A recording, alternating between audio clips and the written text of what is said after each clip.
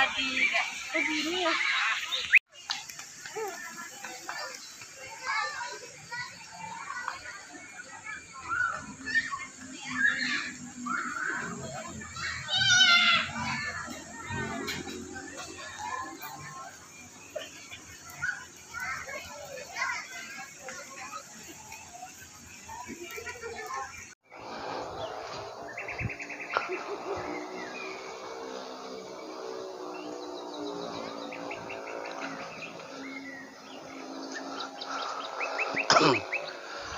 Halo, jumpa lagi dengan saya Freddy Sudaryanto di channel YouTube-nya Freddy Sudaryanto Spot. Masih seputar kasus Jalan Cagak Subang. Sore ini saya ada di suatu tempat, yaitu di daerah Limbangan, Cibiuk Resto. Tempatnya yang sangat alami sekali di sini, yaitu apa namanya? Ntar saya lupa lagi namanya ya. Ya, pokoknya nanti saya kasih tahu ini tempatnya ya. Ada di salah satu tempat, yaitu di wilayah Limbangan. Seperti biasa, saya akan coba terus mengawal kasus Subang, di mana sampai saat ini masih belum terungkap dan terus dalam pengawalan kita semua, khususnya adalah warga netizen yang terus mengawal kasus Subang ini. Kita terus suarakan kasus Subang ini agar senantiasa tidak lenyap begitu saja, demi keadilan kedua korban. Sore ini saya akan coba membahas, yaitu apakah motif ini adalah motif perencanaan atau tidak terencana. Ada hal-hal yang kita bisa lihat. Jika memang satu kasus itu dilakukan secara berencana, maka satu adalah pada saat dia dilakukan berencana, maka ada beberapa hal yang memang harus diperhatikan, yaitu pada saat dia melakukan hal untuk melakukan suatu ini adalah satu, bahwa dia akan mempersiapkan sedini mungkin apa-apa saja yang harus disiapkan. Salah satunya dia akan memakai sarung tangan. Kedua, dia akan memakai pelindung kepala. Ketiga, dia akan mempersiapkan alat yang dibawa dari luar. Dan itu dia memakai alas sepatu ataupun alas sendal, yang artinya untuk menghindari daripada ada jejak-jejak bukti nantinya. Itu yang dipersiapkan kalau memang sudah terencana. Nah, kalau kita lihat dari proses terjadinya kasus ini, ada proses pencucian, ada proses pemandian, pembersihan kedua korban. Ya, dibersihkan di dalam kamar mandi dan sampai diangkat ke dalam mobil daripada Alphard. Itu pun sama dimandikan juga. Maksudnya dibersihkan juga di mobil Alphard, karena kita lihat ada ember biru besar di dekat mobil Alphard dan di bawahnya ada genangan air ya. Nah, artinya apa? Bahwa memang ada pola pembersihan. Dan kalau lihat pola pembersihan ini, sebenarnya ini tidak dilakukan oleh yang memang orang profesional atau orang yang terencana. Kalau orang terencana tidak melakukan seperti ini. Cukup dengan memakai sarung tangan, memakai pelindung kepala, memakai sepatu, ya. Artinya supaya sidik jarinya terlindungi. Cukup dengan itu, tidak perlu memandikan. Ya. Nah, pola memandikan ini adalah semacam orang yang sedang kebingungan, orang yang sedang nggak apa-apa, silakan. Orang yang sedang kebingungan atau orang yang sedang dikejar waktu dan lain sebagainya, seperti itu. Sehingga pola-pola itu dilakukan. Nah, kalau saya lihat pola itu, maka yang sekarang kita lihat adalah adanya proses seperti yang tidak disengaja, Nah, apa namanya? Nggak apa-apa, Mbak, silakan. Nggak apa-apa, Pak. Silakan, Mbak. Ya, ini kebetulan posisinya lagi di tempat ramaian ya. Ada pola yang memang seolah-olah kalau saya melihat ini seperti ada pola yang memang tidak disengaja atau secara spontanitas, secara tidak disengaja, tidak ada pola perencanaan seperti itu. Maka ini adalah seperti spontanitas. Ini baru asumsi saya, ya. Sehingga pada saat spontanitas dilakukan adalah ada hal memang yang tidak direncanakan. Kalau saya menerkannya ini adalah semacam insiden. Ya. Insiden pola adalah ketidaksengajaan. Tidak ada niat untuk menghabisi. Tidak ada niat untuk membunuh. Tetapi ini adalah suatu pola, kalau saya lihat, adalah ketidaksengajaan atau spontanitas yang memang tidak ada niat untuk menghabisi. Tetapi ada semacam, kalau saya lihat ada semacam ada semacam komunikasi yang dilakukan terlebih dahulu. Apalagi kalau kita lihat, pernah ada di saksi bahwa ada saksi yang sampai jam 12, datang, yaitu kurang lebih 4 orang kalau tidak salah. Ada kurang lebih sekitar 4 orang. Nah, itu setelah kita lihat di media, dan itu sempat viral juga,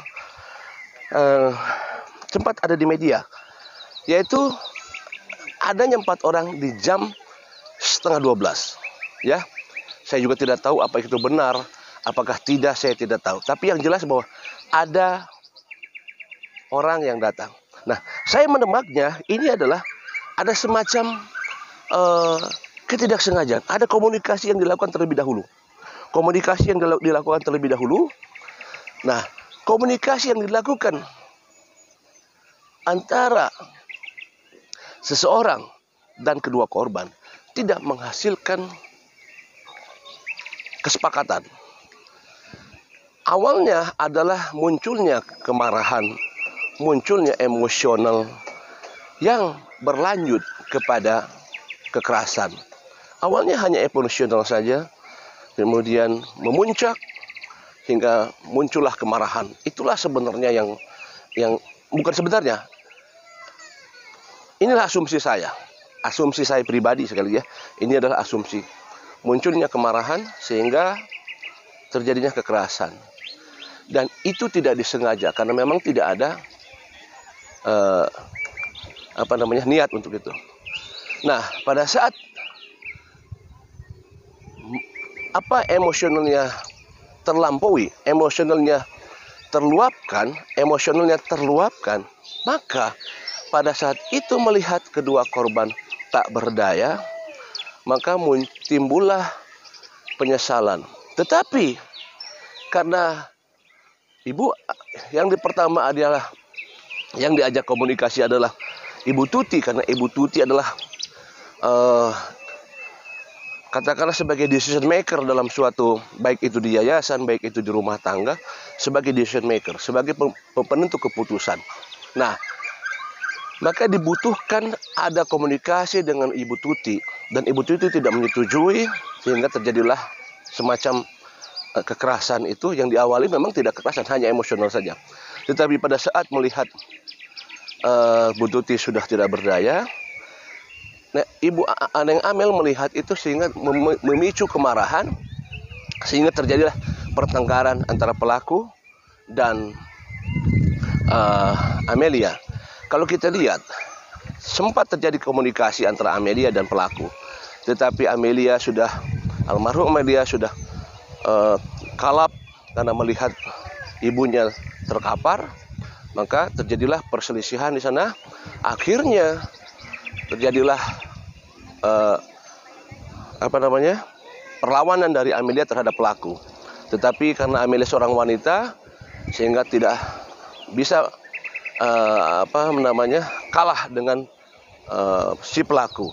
Akhirnya korban terjadi 2. Nah, pada saat karena memang tidak ada niat untuk melakukan suatu pembantaian, tapi karena terjadi ini semua, maka pada saat itu adalah adanya komunikasi, obrolan di antara pelaku yang awalnya misalkan pelaku itu hanya 1 atau 2 orang karena kebingungan melihat situasi yang memang niatnya, sekali lagi niatnya adalah bukan niatnya untuk membunuh, tapi melihat karena sudah terjadi seperti itu, maka dia kalap, galau, bingung.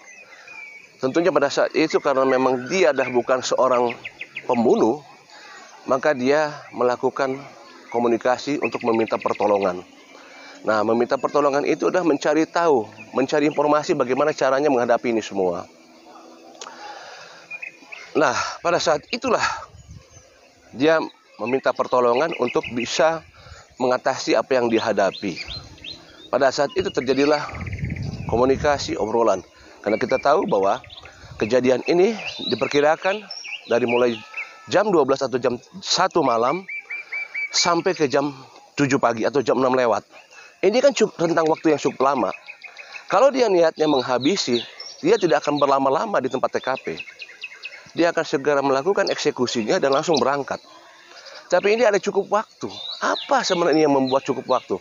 Tentunya ada sesuatu hal yang dibicarakan, didiskusikan, ya, sampai akhirnya terjadi adanya dimasukkan korban ke dalam mobil Alphard.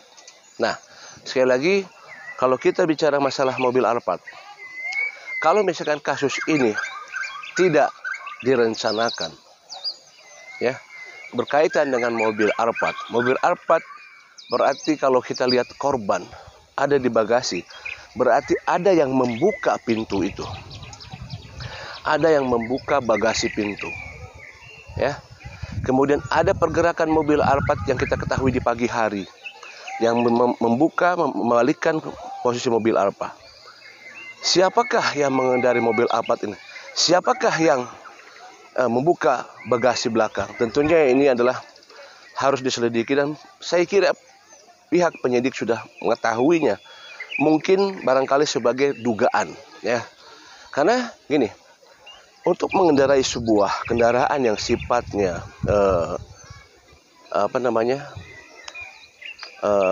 kendaraan yang mewah itu mengandung butuh seseorang yang memang ahli, bukan hanya sembarangan, tetapi memang harus ahli.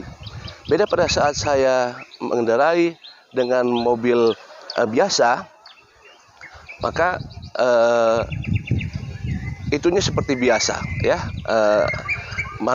mobil manual. Tetapi kalau mobil matic, kemudian mobil mewah, memang ada hal-hal yang harus dilatih terlebih dahulu dan harus diinformasikan terlebih dahulu. Mobil-mobil mewah kan seperti itu. Dan kalau saya pernah mencoba untuk mengendarai mobil mewah, pada saat mobil manual, saya memakai mobil manual, kemudian pindah ke mobil mewah, kemudian matic, maka saya perlu adaptasi sekian menit. Kemudian ada hal-hal yang tidak saya ketahui,